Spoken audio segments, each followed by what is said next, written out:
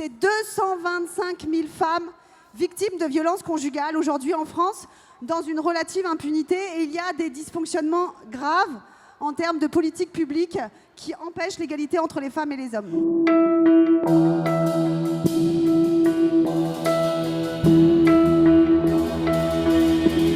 Ces chiffres sont en hausse. Et ça, c'est dramatique. On avait 130 femmes qui avaient été tuées l'année dernière. On est à 104 femmes. Et aujourd'hui, il n'y a aucune inflexion des chiffres. C'est 500 millions d'euros qu'il nous faudrait aujourd'hui pour effectivement pouvoir accueillir et instruire les plaintes de toutes les femmes victimes de violences sexistes et sexuelles, que ce soit viol ou violence conjugale.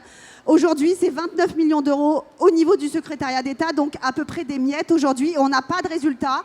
On n'a que de la communication gouvernementale. Quand on parle des smicards en France, ce sont majoritairement des smicardes. Donc effectivement, les femmes occupent l'essentiel des postes à bas salaire, les temps partiels subis, la précarité, les contrats courts. Ce sont majoritairement des femmes qui les occupent. Et quand vous avez en plus des enfants, vous vous retrouvez dans des situations de précarité et de difficultés financières énormes. Et aujourd'hui, 40% des familles monoparentales, qui est le terme pour dire mère élevant seule ses enfants, sont en dessous du seuil de pauvreté.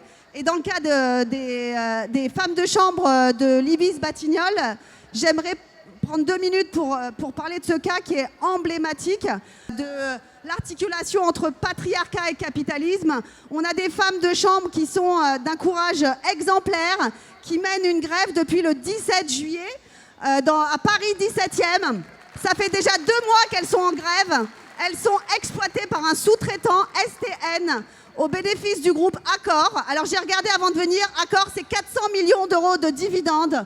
Mais par contre Accor, ils font appel à des sous-traitants qui ne respectent pas le code du travail. Et en plus de la précarité, il y a également des agressions sexuelles et un viol de la part de la direction de l'hôtel envers une femme de chambre qu'elle dénonce courageusement. Et donc soutien à ces femmes de chambre qui cumulent pauvreté, précarité et violences sexistes et sexuelles sur leur lieu de travail.